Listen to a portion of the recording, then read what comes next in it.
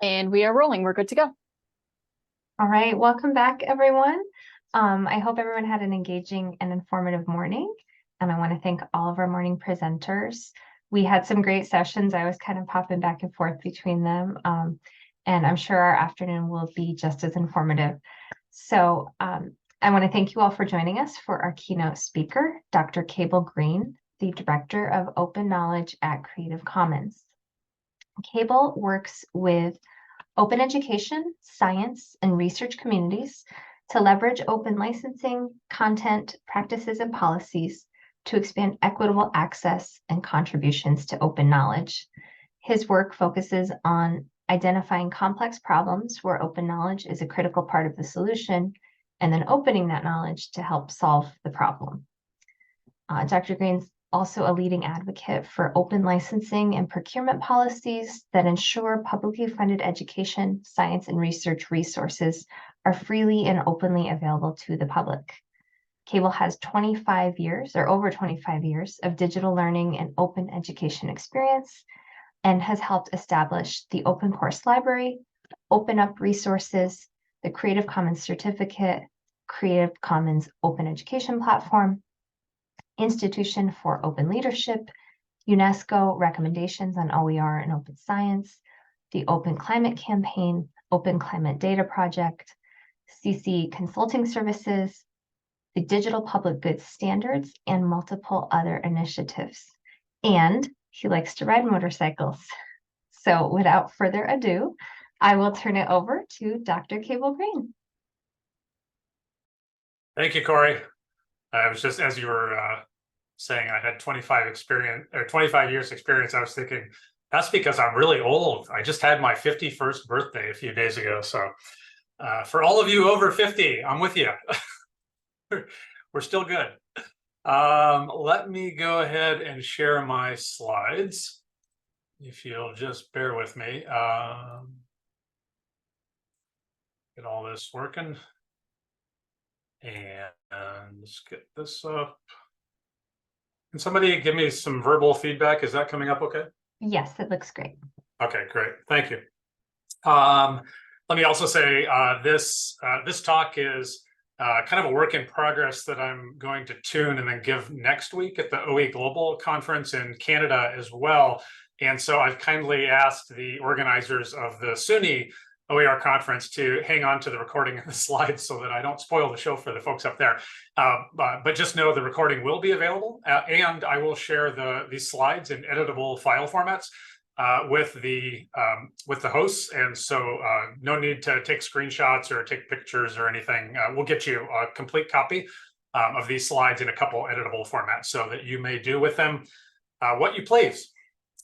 So first, very nice to meet you. My name's Cable. I'm the Director of Open Knowledge at CC at Creative Commons. I think you're probably familiar with Creative Commons. I'll talk about it just in a few minutes. Director of Open Knowledge is kind of a new thing for me that I'll talk about in a minute. And then today's talk, I'm talking about shifting to open digital public goods. I believe that we are at an important point in human history. We probably should have been having this serious conversation 20 years ago, but we took small steps instead in several open fields, and I believe now it's time to take big steps. So that's sort of what this talk's about. Unless otherwise noted, all the slides in this deck are licensed CC BY.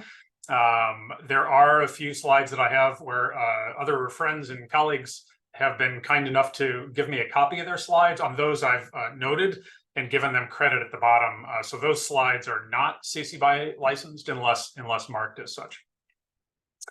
Okay, so a few grounding principles here.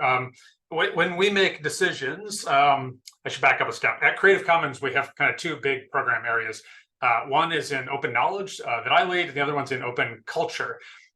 In open knowledge, these are the kind of criteria that my team uses when we make policy recommendations, when we're deciding what projects to take on, when we're prioritizing our own work, when we're giving advice to national and provincial governments, funders, foundations, other organizations, et cetera.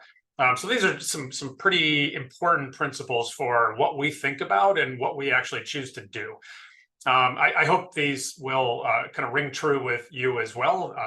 They seem to when people look at them. So the first here is, if you know me, you've heard me say this for 20 years, publicly funded knowledge should be openly licensed by default. Wherever possible, CC BY on the content, although other people choose different licenses, which is totally fine.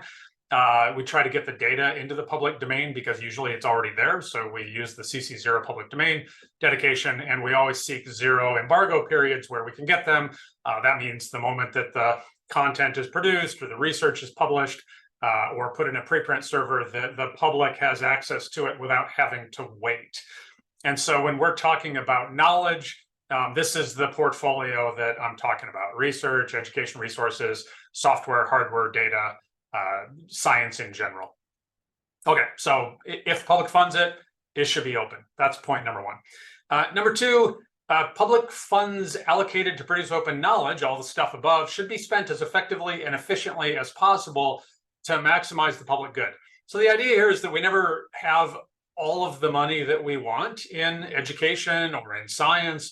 And that to the extent that we're using public funds, I believe that we have a responsibility to not waste those public funds. And good news, when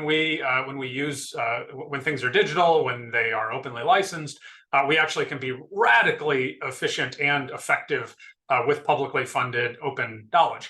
And so as long as we follow some kind of key rules, this is not a difficult one to do. And yet a lot of people struggle with it. So next, publicly funded knowledge should be stewarded by public institutions, the academy, and or trusted nonprofits. The extension of this is not by commercial entities that extract the publicly funded knowledge from us. So when the public funds knowledge, we, the public institutions, we, the trusted nonprofits, we, the academy, we should host, steward, share those materials. Too often, we give it up. We turn our copyright over to somebody else. We don't retain our rights, and the knowledge is extracted out of the public space and into the commercial space, which we'll talk a lot about today. Next, equity should be at the core of any open knowledge model. So as we are thinking about how to do education, how to do science, how to do research, how to share data, we've got some big climate data projects I'll talk about. The equity should be front and center. Social justice should be front and center. Inclusiveness should be front and center in all of our design. If we are not creating public goods that all of the public everywhere can benefit from, then we're not doing it right. And so we have started at Creative Commons to actually have teams on projects that are representative from people around the world. And we even try to bias it toward people in the global majority, or some people call the global South, so that our projects are properly informed and are designed in an equitable way, because we all know that we have our own biases, and so we try very carefully to design for equity. Next, to the extent that we do need sometimes to work with commercial organizations, they should be treated by us, the public institutions and the academy, as work for hire. So if we need Pearson to build a textbook for us, we should hire them, we should pay them, but all of the copyright for that resource should sit with SUNY. SUNY should own it. SUNY should have the option to openly license it. Pearson was nothing more than work for hire. Pearson doesn't get to keep student data. They don't get to, they can keep a copy of the work under an open license, that's fine, but they don't own it. Same thing with commercial services. We should run competitive procurement processes, secure the best services at the best price, in the same way that I did last week when my garage door broke. I called 3 providers and I said, I need my springs fixed on my garage door. What price can you provide? We should treat commercial knowledge entities the same way. Okay, they're not special. They're merely part of the market. And when we need the market, we should use the market, but they should be work for hire for us, the academy. And whatever's produced in contract, we should make sure that we, the academy, own it. Next, the copyright to publicly funded knowledge should be held by the authors and or the public institutions that funded the knowledge. So you heard me allude to this already. The copyright to publicly funded knowledge should not be transferred to commercial providers. So this sounds really obvious. I will tell you, we are very bad in the academy at doing this. A little bit of background on me. I spent my whole career in the academy, first as faculty and staff at Ohio State University, then the state of Ohio working with higher ed. Then I did a stint in the community and technical colleges in Washington State. And only, what am I now, 12 years ago, I went to Creative Commons. So most of my career was in the academy. And I can tell you that we regularly, I signed a lot of learning management system deals where they were able to extract student data. We didn't do a good job in contract about that. We signed a lot of content deals where we actually were not owning the content that we were paying for. We ended up leasing the content. They were bad contracts. I was not skilled enough at the time. I didn't have good enough lawyers. We weren't paying attention. And so we need to make sure that when we, the public, use public funds to buy something, that we own it. Okay, so those are just a few grounding principles that'll be helpful as we're going through some of my arguments about what I think needs to change. So I've broken up this talk into kind of 4 categories. We've got lots of opportunities and have had for the last 20 plus years. There's some significant challenges and headwinds in our face right now that we should take seriously. I believe there's a lot of things changing at the moment, AI being among several. And then a question of, okay, now that we know all that, what do we do? What change, if any, should we be involved in? So first, opportunity. We've had a ton of opportunity, right? I refer to this as kind of the 3-legged stool. We've had digital plus the internet plus Creative Commons licensing and other forms of open source software and data licensing for a long time now, for over 20 years. And when something is digital, you can make sort of unlimited copies of it at near zero cost. When you have the internet, you can move those copies at near well, not near light speeds for most of us, but at very fast speeds around the world for very low cost. So basically those things allow us to share legally at the marginal cost of zero. So that's amazing if you think about it. Like, we in human history didn't have that until about 25 years ago. What have we done with it? Frankly, we've done some marginal good.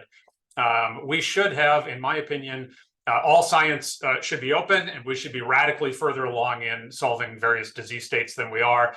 I believe we're not, because most of science is still closed. We'll get to that in a minute. These tools allow for great efficiencies. We've talked about higher return on investment for public dollars, reduced friction. So you all are probably familiar with David Wiley's 5 Rs, the legal rights to retain, reuse, revise, remix, and redistribute. And increased innovation. When we've got open licenses on things, people can try new things. We can innovate. We can use somebody else's work. We don't have to recreate the wheel. And so, in short, open is just a better, more effective, more efficient, more equitable way to do education, research, data science, software, hardware. Take your pick. Earlier this morning, I was bouncing around some old sites about COVID. And when COVID research and data were opened up, and there's this tranche of COVID data called Cord-19, which actually sits in GitHub. It's got an open license on it, and anybody in the world could go download the entire corpus of COVID research data. Do you think that might have been important in coming up with vaccines as fast as we did? You bet it did. Not only that, but there was kind of this emergency action by the chief science officers of various countries to open up the COVID research as well. And so if, COVID was this moment where humanity was like, oh, crap, like, we have to get stuff open so we can solve this problem. Why do we not do that with every other problem we've got? Well, of course, there are a lot of reasons. Most of them are based around commercial interests, extracting this knowledge from the public sphere, and then, frankly, selling it back to us. Okay, we're not going to get depressed yet. This is still talking about what we have. We talked about how there's digital, internet, and open licensing. For the open licensing piece, this is where my organization plays a pretty significant role. Of course, open is not just free. Open is free plus legal permissions. If you're in the open source software space, there are open source software licenses that CC also recommends. We work very closely with the open source initiative. And then you've got Creative Commons, where I work. CC is a global nonprofit. We are the open licenses steward for the open copyright licenses that the world uses. So when people build stuff, educational resources, scientific literature, data, et cetera, they tend to use CC licenses and public domain tools. We're over 20 years old. We operate everywhere. We've got a global network. We call them CC country chapters around the world. CC licenses are free to use, and they always will be. We've actually dedicated all of our legal tools to the public domain using our public domain dedication. So that was handy. They're proven over time. So CC is 20 years old. These have become kind of the de facto international standard for open copyright licenses. So even organizations like UNESCO say, look, if you're going to openly license your stuff, just use Creative Commons. Don't try to write a new license. Just use CC licenses. Let's get on with other important things that we need to do to maximize equitable access to insert your knowledge topic here, education, science, et cetera. It is built on top of and respects copyright law. So CC licenses are not tearing down copyright law. They're actually backed by the full force of copyright law. They've never once lost. I find this fascinating. CC licenses, or I should say CC licensed works, go to court all the time, but the licenses have never lost. They've always been upheld by the judge who's seen the case in multiple countries, multiple jurisdictions around the world. And we work very closely with other open communities and have for the past 2 decades. So what are we all about? Well, this is our vision. We're about a world where culture and knowledge are equitably shared in ways that serve the public interest. So you can see this aligning with what I was sort of those foundational principles. We are interested in the public interest and opening up knowledge and culture to get us there. You've probably seen these. We've got these licenses. We've got these public domain tools. Just FYI, we're actually going to be crashing our public domain tools into CC0. Well, that's another talk for another time, but just for simplicity's sake and how people are using them essentially. But you've probably seen our 6 different licenses. I won't go over them today. I know that SUNY's got great professional learning opportunities. You probably all know more about the licenses than I do. And these licenses are important for a lot of reasons. One of the main reasons they're important is that they are perpetual and they're irrevocable. So perpetual means they last forever. Irrevocable means you cannot pull them back. So as educators, we care a lot about this, right? We want to make sure that when we get a CC licensed piece of OER, that we can use it forever as long as we want. And we want to make sure that the author of that work or the copyright holder of that work can't reach in and pull it out of our course, because that would leave a big hole. We call that the Swiss cheese effect. And so CC licenses, once you've got a copy, you may use it under the terms of that license forever. And so the whole world uses these things. We like to say we put the open in open access research and open educational resources, open data, and other areas of open. So we're very proud of that. I talked about how I've got this new title at CC. So for a long time, I was director of just open education. And that was great fun. I was CEO for a while, and then now I'm the director of open knowledge. So these are the areas that I oversee in our work at Creative Commons. Certainly open education, also open access research, open data, open science, the open communities in these spaces I work a lot with. And then those of you who know my work, I work a lot in the open policy space. So we actually help people with money write new rules on the money to make sure that whatever they're funding is openly licensed by default. So I'm actually working with Norway right now to do that. In Norway, we always work with the US government. We work with entities all around the world, and not just governments, but also foundations and organizations. When we were talking about open access research and why is it open? Again, we're looking for no cost access. It's kind of the gold standard is CC BY on the articles, so they can be text and data mined, CC0 on data, and no embargo period. For example, the US used to allow your US funded research to be embargoed for up to 12 months in a paywall journal. Just last year, the US government came out and said, okay, we're done with that. Now there's no embargo period. So that's good. They're moving in the right direction. Kind of same set of stuff for open educational resources. We want no cost access for the entire public. We want to, for OER, as a community over 20 years, a lot of people use different CC licenses, but there's broad agreement that that there are only some of the CC licenses that are quote unquote OER compatible. And they are the licenses that allow adaptations or allow derivative works to be made. So our 2 no derivative licenses do not make an OER. And the reason for that is that there are some basic things that the Academy said it wanted to be able to do with OER. For example, translate it into a different language, or maybe they didn't quite like the order of something, or maybe they got a textbook and they didn't like chapter 2 and they wanted to take that out and write their own chapter 2. And so to make sure that we're licensing things that at least allow adaptations to be made, that still leaves you with 4 of the 6 CC licenses.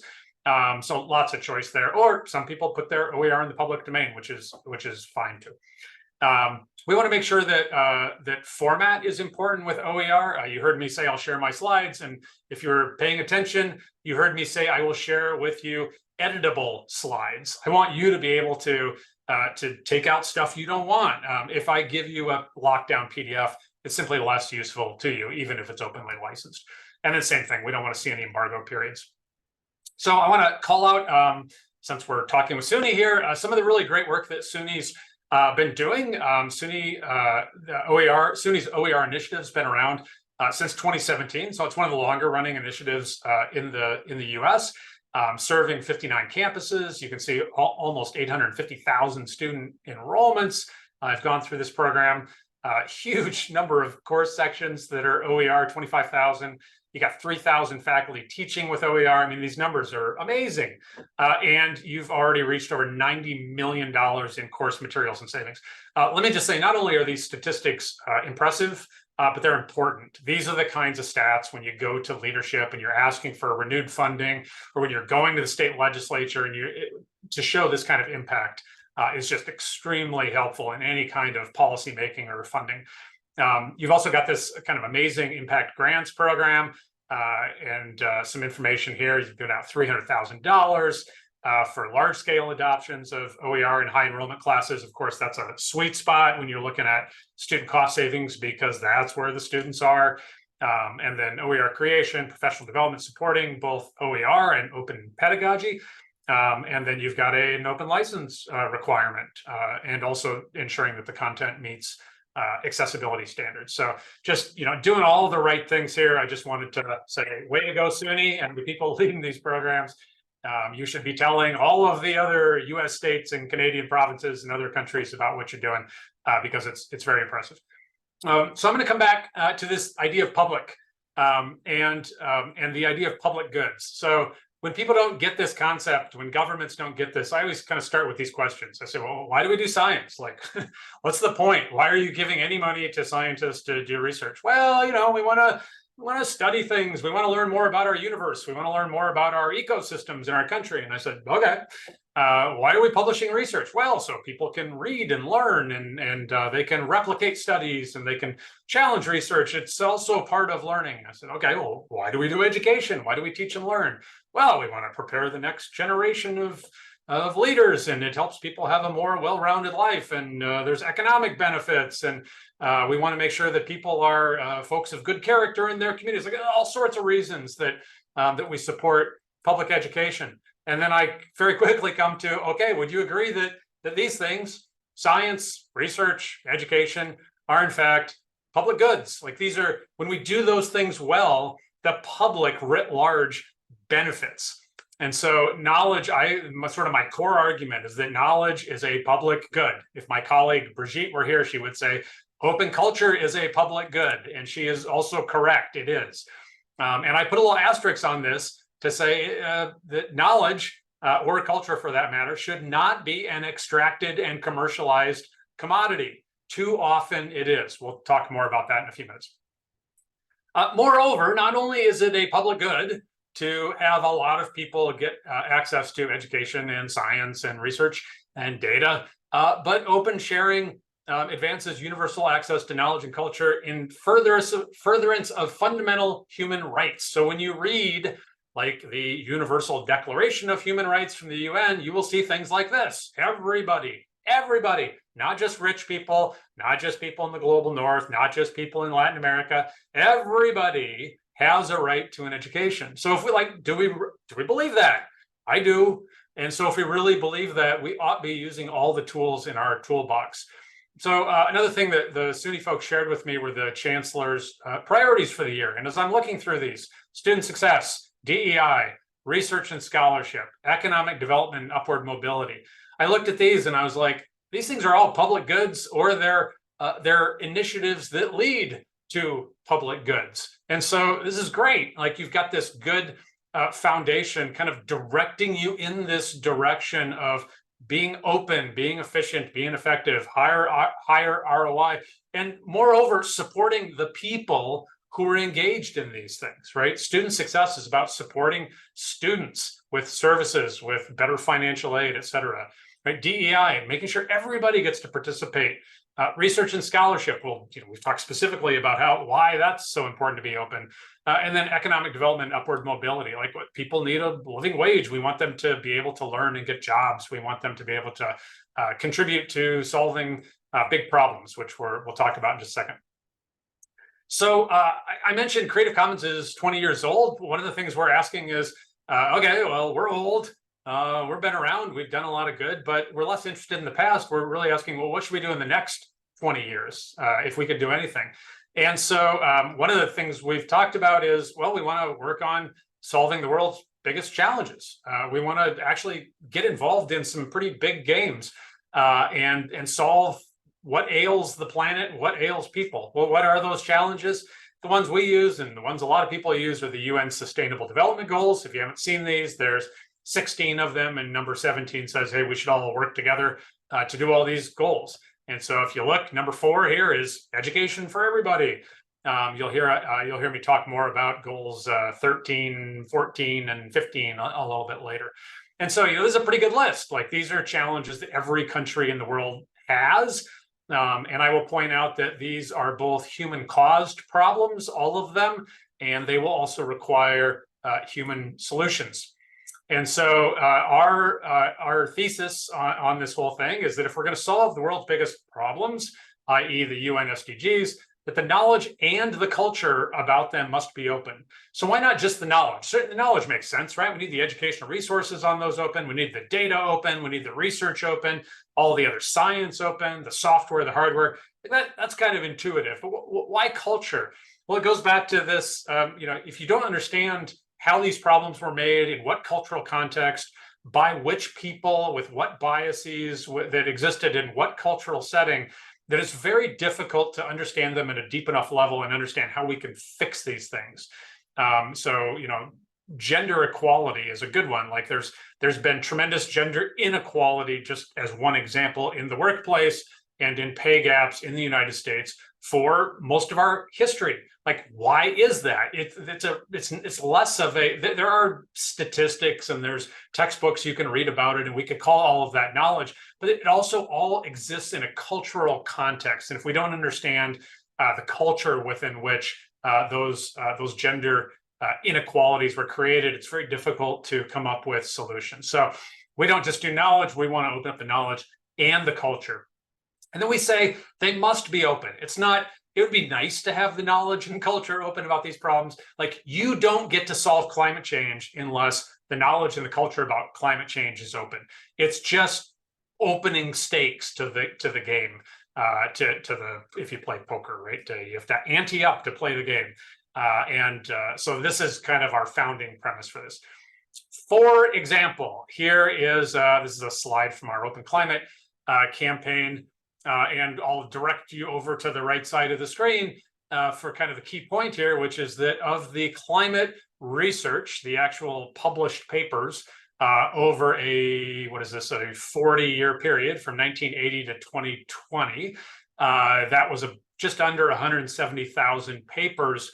Only 47% of those are open. So is that good? Well, yeah, it's better than zero, but we still have 53% of climate research from that period of time is closed. How much of that was publicly funded? A lot, like an overwhelming majority of it. Why is it still closed? For a whole variety of reasons.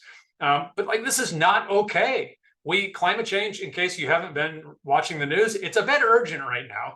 And we are doing nothing but tying one hand behind our back by not opening up climate change research. And so it looks something like this. We've got these scientists working on climate, and we've got these paywalls in the middle, and they can't talk to each other. They can't find the science they're looking for. If you're not filthy rich, you can't get access to all of the climate research. Is that a good thing for humanity, that we're hiding climate research behind commercial paywalls? And don't even get me started on the fact that we allowed these commercial entities to extract this publicly funded knowledge from us in the first place. But like, this is not okay. We really need to work on climate change.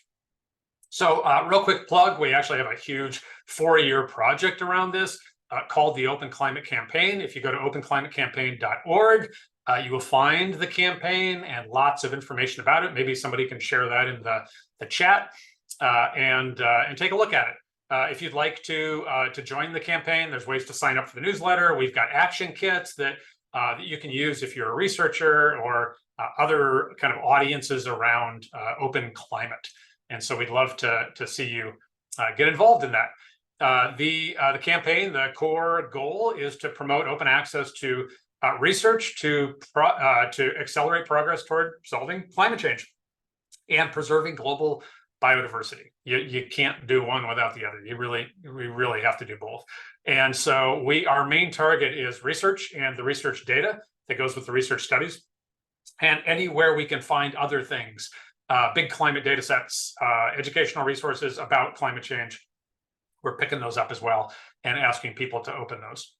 As I mentioned, there's lots of ways to get involved. If you are, I know SUNY's got just a massive footprint in New York. Please talk to your climate change researchers.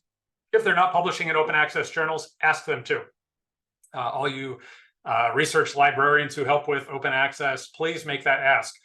If you have climate faculty who have educational resources that are not open, please ask them to openly license their OER. UNESCO just ran a study, asked the question, how many schools in the world have anything about climate change in their curriculum?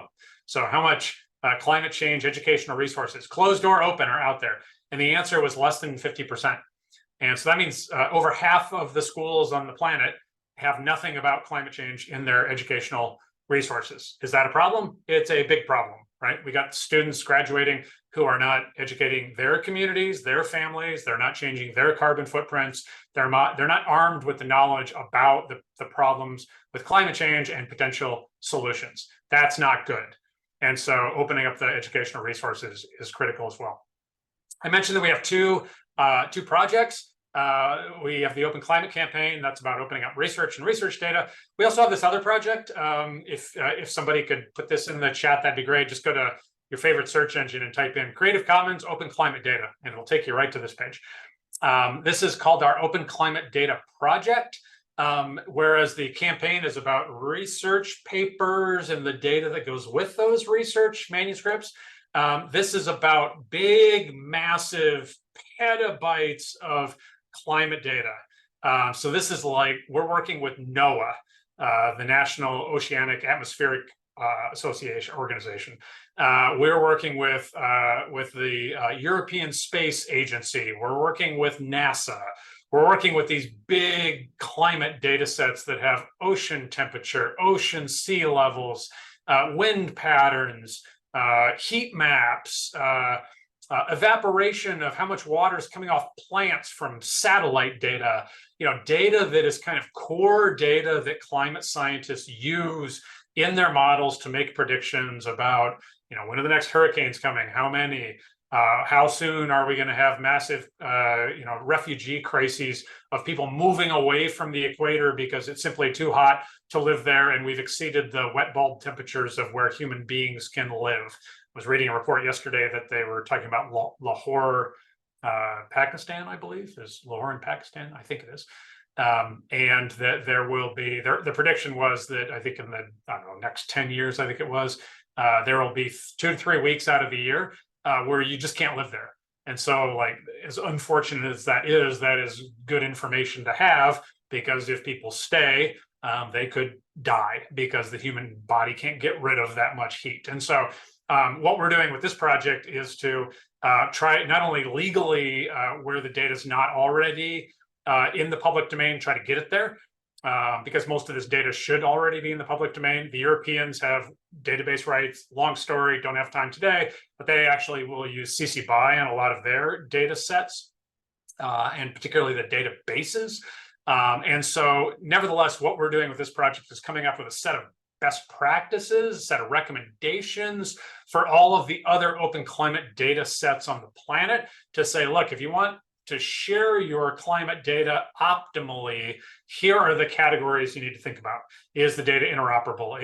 Can you open the data sets in open source software tools? Is it properly licensed or dedicated to the public domain? Is it easy to use? Do I have to create an account? Like, we've got all these variables where you can be less open or more open. And so this project is still underway. It'll wrap up, at least phase one of this will wrap up probably end of Q1 next year.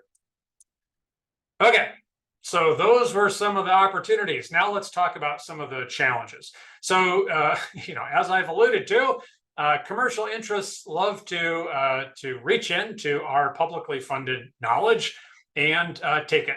And so the commercial interests in science, in education, and research, they don't like all this open stuff because it's bad for their business, which frankly, we shouldn't care much about at all.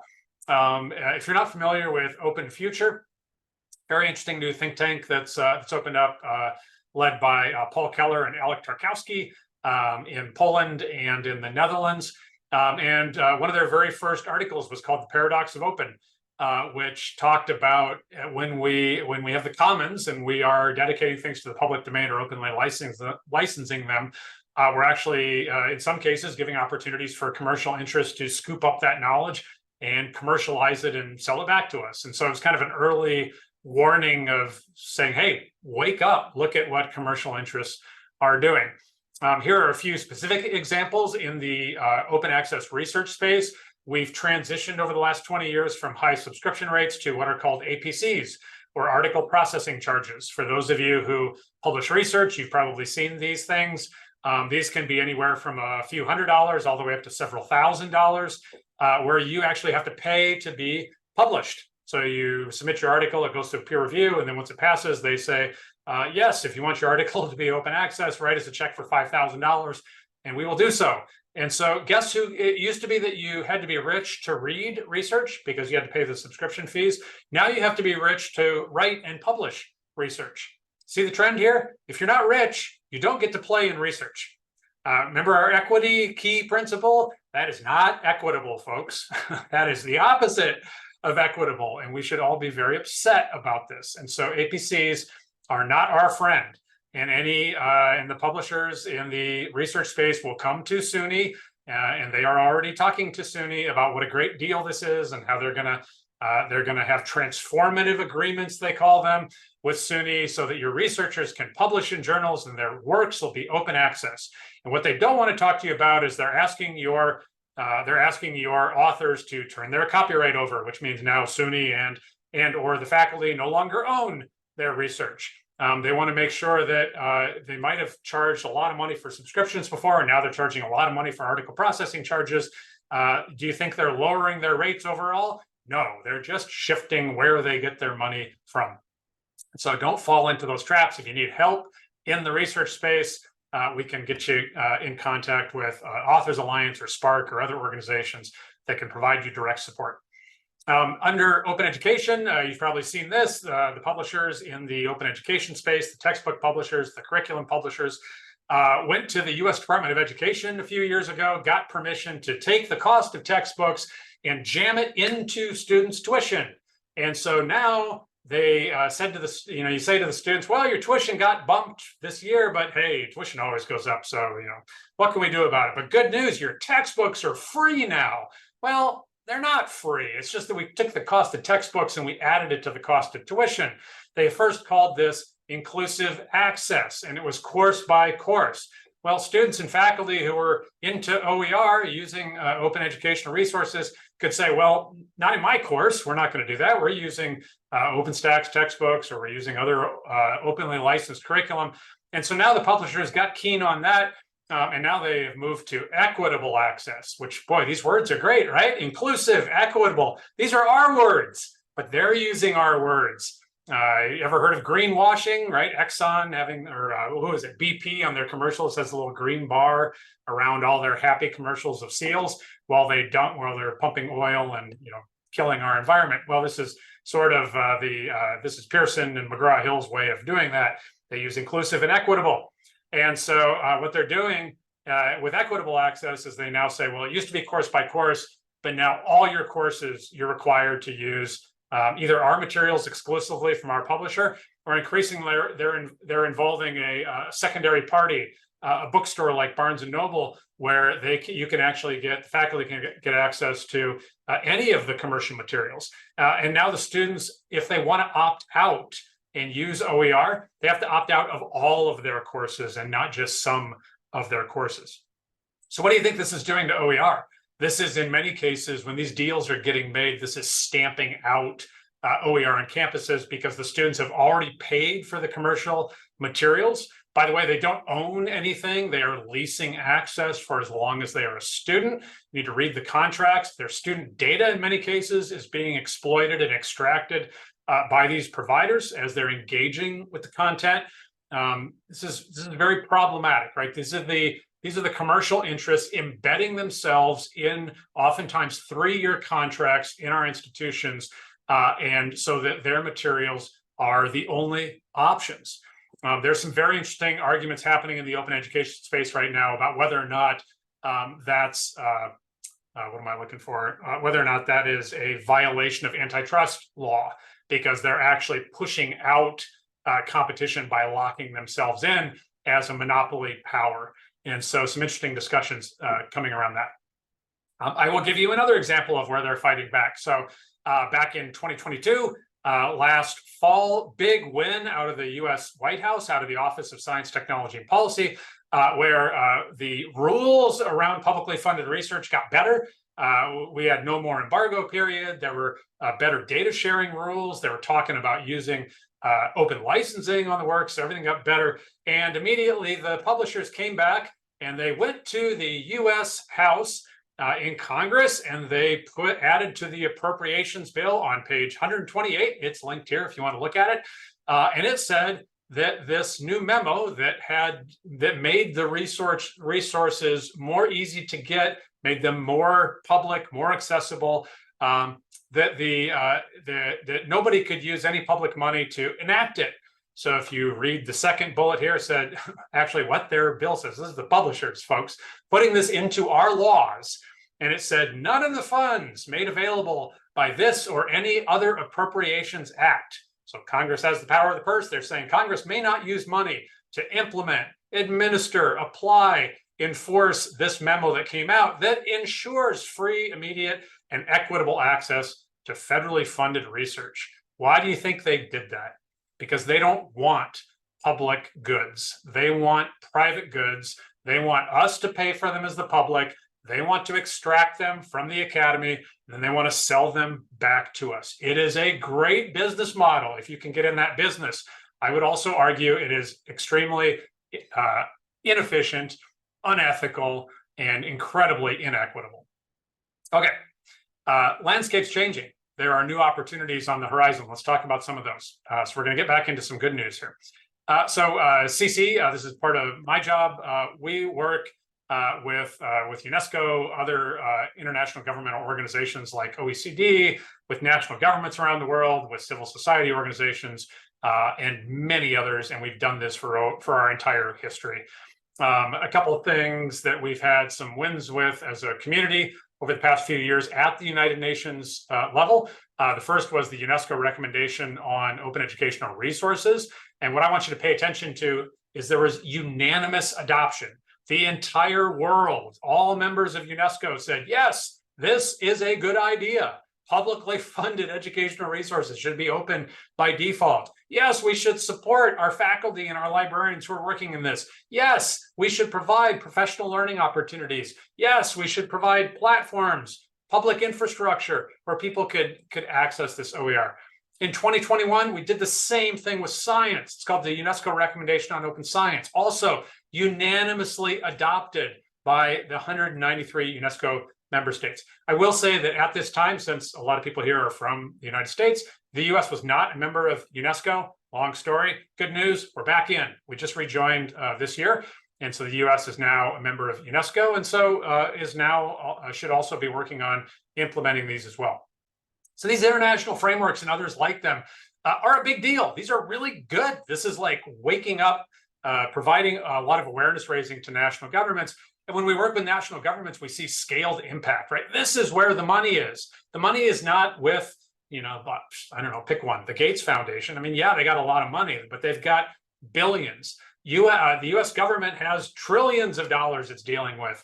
All right. So if you want to change the rules on the real money, you work with national governments, and having frameworks like this is really important. Here's another quote from the European University Association. They say, a just scholarly publishing ecosystem that is transparent, diverse, economically affordable, and sustainable, and steered by the research community and its institutions through coordinated policies. This is what we should be working for. And what they're talking about is the same argument. If we want to solve the big problems of the world, we need a just, equitable, scholarly publishing system. So how do we do that? How do we share knowledge? How do we share all this stuff we've been talking about in the most effective, efficient, equitable, and socially just way? What does that look like? Well, one of the ways it looks is there's this kind of new discussion in the open access research space called Diamond Open Access. And let me just right out of the gates here say there's a lot of controversy around using the word diamond, because we've got blood diamonds. Diamonds have a long history in sort of extractive colonial pasts, and so a lot of players, big players in the open access space, are not using the word diamond. They're using words like community-driven, academically led, and owned open knowledge spaces or open access journals. I don't know how this is going to shake out. We'll see. But for now, Diamond Open Access is sort of the shortest phrase we have for what's going on. And there's actually in 2 weeks, I have to go back to Mexico City. We were just there last week for the CC Summit, but I'm going back for the Global Diamond Open Access Conference. So in a nutshell, here's what's going on with Diamond Open Access. The open access community said to itself, you know what, things are not good. We used to have really high subscription fees. That was bad. And now we have really high article processing fees. That's not much better. We just moved from you have to be rich to read to you have to be rich to write. And that's a problem too. And so Diamond Open Access says, look, we're going to make reading free and we're going to make writing free. And the way we're going to do this is we're going to be really efficient with how we run journals. We're going to use open source software. We, the Academy, already write the research. We already do the peer review. We already serve on the editorial board. So a lot of the really kind of heavy lifting we already do. It's just that we're doing it for free for the commercial journals who are extracting all this knowledge. And so why don't we not do that anymore for them? Why don't we do that for us? Why don't we take back control in the Academy?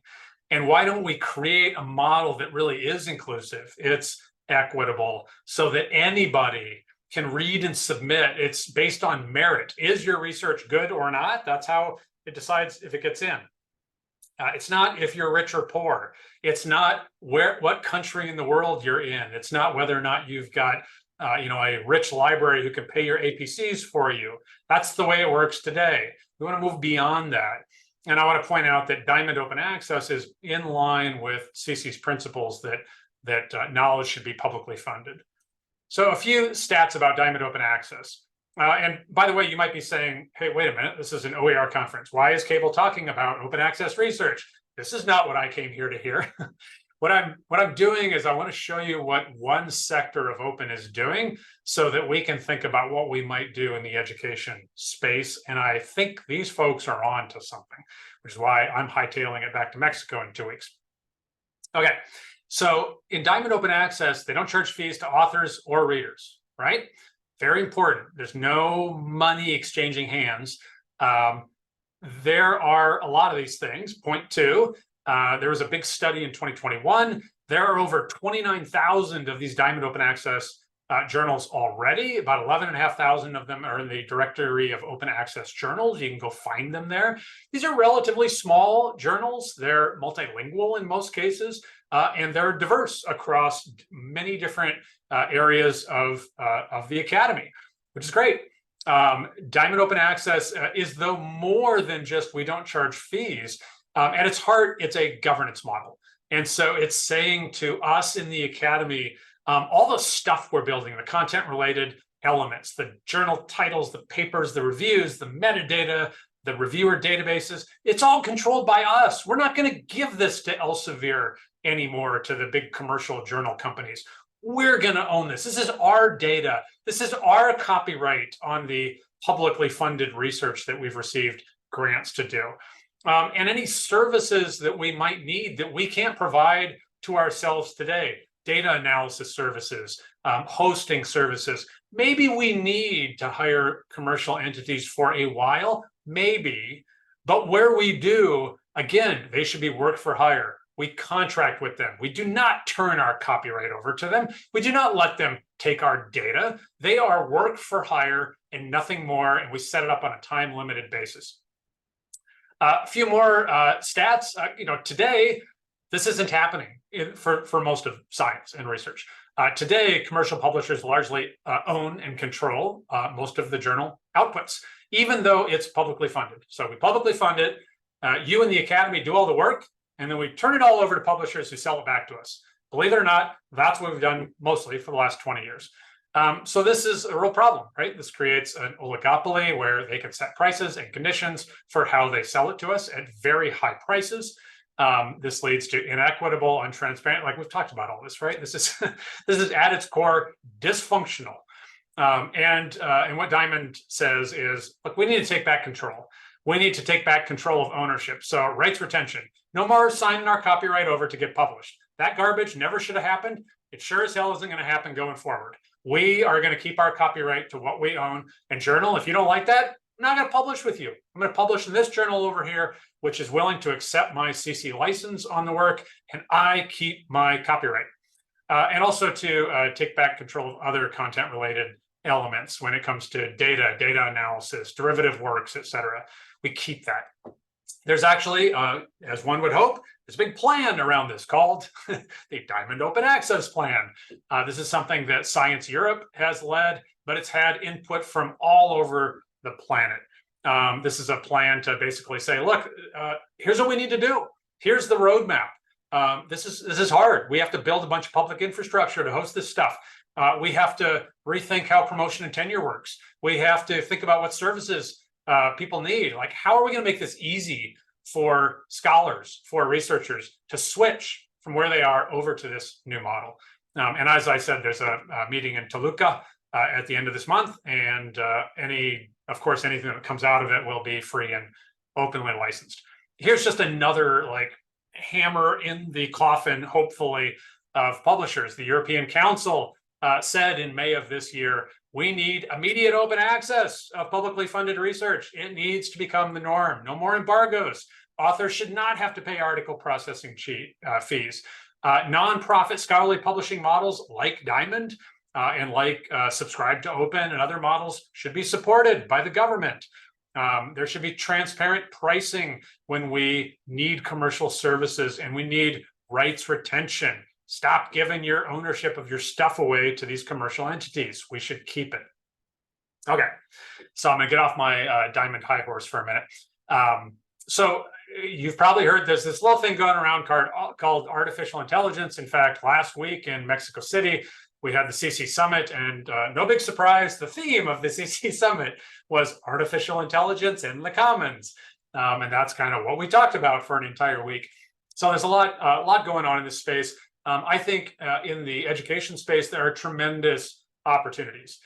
We have, as you can see in the SUNY stats, we focused on highest enrolled classes for a long time because we always have limited resources. And so we've built in the highest enrolled classes. Makes sense. But we haven't built in the smallest enrolled classes. And I think there may be, it's not quite here yet, but what if we get to a point where some of these tools can actually do some of the heavy lifting for us in a first draft, at least? Can we get to this dream we've always had of OER in every grade, in every subject, in every language that we want to translate it into? I don't know. I don't think the machines are going to be able to do that completely for us, but I think we may get some good first drafts that'll make it an easier lift if we want to get to those big goals. Some interesting stuff happening with personal AI tutors. If you haven't seen Khan Mingo out of the Khan Academy, interesting stuff. There was also, we had Anya Kamenetz, one of our keynotes, and she had an article that she showed where they actually went into a classroom and they studied how well is Khan Mingo working? And the answer was not well at all. It was mostly a big distraction. And so will that get better? Can we actually get to the future where maybe you get some 2 Sigma help from an artificial intelligence tutor? I think to be determined. It's an interesting question, though. I'm not suggesting that we shouldn't get rid of teachers, but are there additional tools that teachers could assign to students that could provide some more help? I don't know, but it's an interesting question. It's something we should keep an eye on. There are already mass scientific analyses going on disease states that haven't heretofore had tools that could look at them. So many of you probably know I had a liver transplant, and I was reading an article from the Mayo Clinic, publicly funded and openly licensed, I will say, the other day, that showed that the diseases that I had that led to my liver transplant, the humans used to have a rubric, and they took that rubric and they stuck it into some AI, I think it was ChatGPT-4, and said, analyze this and come up with different derivations of the rubric to try to get to better health outcomes for patients. And they actually ran it, and what they saw was marginal increases in health incomes that were statistically significant. And so, all these human Mayo Clinic doctors went, is our rubric not good enough? It at least made them ask the question. So I think a lot of, yet to come, we're going to see some interesting stuff in this space. I was when I was in Mexico City, using my phone to do real-time translations. Those continue to get better.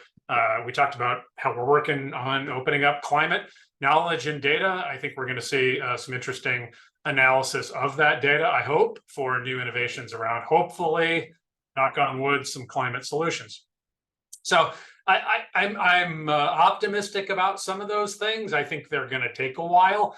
I'm a bit more certain about the challenges side. These things really worry me. And so I think we need to think about what public infrastructure do we need to have to ensure that we can actually look inside these AIs so that we can look at the algorithms, we can look at the data sets that they've pulled in. What we have today are clearly biased data sets that are black boxes, and that's a big problem for the academy. And my sort of starting point is we don't trust anything that we don't get to go in and look at the code and look at the content that was used to train these programs. And right now we can't. That's a big problem. How do we ensure that that people can opt out? How do we ensure that the AI algorithms can be analyzed, criticized, and improved as open source models? How do we ensure equitable access to AI analysis and knowledge for everybody? I'm real worried that we're going to get to a point where AI enhanced education provides more opportunities than non-AI enhanced education, and that you're going to have to be rich to get access to AI enhanced education. I have the same concern for science. And so I think we need to be thinking right now about public options, and so that we can ensure equitable access as we continue to play with these things. I'm not going to read through this, but we talked a lot about this last week in Mexico City at the CC Summit. Maybe somebody could drop in, if you go to our blog, this is the title of the blog, Making AI Work for Creators in the Commons. Maybe you could, and you'll see the URL at the bottom of the page. If you could drop that in the chat for everybody. We came up with 7 principles. I'm going to let you read those later. But the one I do want to call out is number 7. And that is to counterbalance the current concentration of resources in the hands of a small number of AI companies, these measures need to be flanked by public investment into public computational infrastructure that serves the needs of the public interest users of this technology on a global scale. In addition, there also needs to be public investment into training data sets for the AI that respect the principles outlined above, which include the right to opt out or even requiring people to opt in if they want their data to be trained. And so I've just got a few minutes left. I'm going to go into and wrap up with what should we do now. So I would say we need to leverage our existing power. We have always had the power to leverage internet plus digital plus openly licensing. We just haven't done a good job at it. We always have had the power to tell the commercial interests, no, we will not give you our copyright on the works that we produce. We have always had the power for our governments to say, we will require that publicly funded works be openly licensed. We just haven't done a good job at it. So we need to fight back. Here's an example where editorial boards are resigning from these big commercial research publishers. And they're saying, no, we will not participate in the greed of Elsevier any longer. And so the entire, in this case, the entire academic board of the journal Neuroimage, which was like the most prestigious journal for neuroimaging science, these folks jumped ship and they went over and they set up a new open access journal. And so what made that journal prestigious? It wasn't Elsevier, it was those people. It was the editorial team, and they took their good name and they went to an open access journal. We need to do this. We need to make sure that open license requirements and all grants and all contracts for publicly funded works and foundation funded works are open by default. When we need the commercial sector, we should call it, so where open policy is publicly funded works need to be open by default, and we do that in policy or law. Open procurement is like at the grassroots up level. If we need, where we can build at SUNY, we should build using our own hands. We should fund our faculty, fund our librarians, provide them release time, provide them support to build in-house. If you need to buy something, make sure you own the copyright on what you're buying. Do not let the commercial entity own the copyright. And then share what you own, put an open license on it. You want to summarize that? Buy what you need, own what you buy, share what you own. That's what we should do when we spend our money. This is starting to happen. And so we're starting to build the open source infrastructure we need to solve climate change. We're working with a project in Norway right now called the Open Earth Platform Initiative. This will be a stack of open source software services that will leverage all of the open climate data that we're helping to open up at Creative Commons. And then they're going to make open APIs available so that anybody on the planet at no cost can use the world's largest climate data sets to build whatever they want to build to help people better understand and make better decisions around climate. This is a project called Redilic that is in Latin America. This is Diamond open access infrastructure at every layer, right? This stuff is complicated.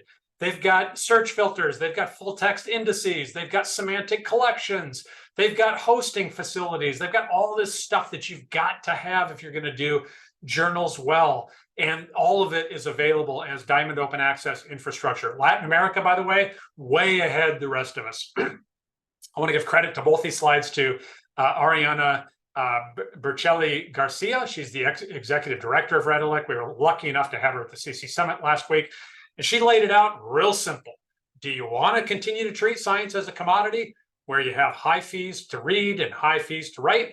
Or do you want to treat science as a public good? Because folks, it's up to us, she said. And it is up to us. So what about Diamond education? Yeah. Well, I hate to cut you off. We do have to kind of wrap it up as we have another session scheduled. But this has been fantastic. If you want to just take another moment to conclude. You bet. I'll take 20 seconds. So there is people say, well, how are we going to pay for this? Well, it's real simple. We fund open knowledge as a public good. We fund education that way. We fund science that way. This is hard to do, but we don't have a choice, folks. If we want to solve the world's most pressing problems, we need equitable, publicly funded knowledge as a public good, accessible to everyone. We don't do that, we're cutting ourselves off at the knees. We're tying one hand behind the back. We have to work together to solve big problems. And with that, I'll say thank you. If you need to contact me, here are some links. And I want to thank my hosts at SUNY. Apologies for going a bit over. Thank you, Cable. That was fantastic, and I'm sure everybody, has so much going on in their brain now and wants to reach out with questions. So we'll throw Cable's contact info in the chat if you do want to, and we do include those links. And like he said, after the conference, after the 20th, we will post the recording and all of the slides that Cable is sharing with us. But thank you for a fantastic, really informative presentation. That was great. And you said so many things that we were over here cheering about SUNY and inclusive access and all of that. So thank you.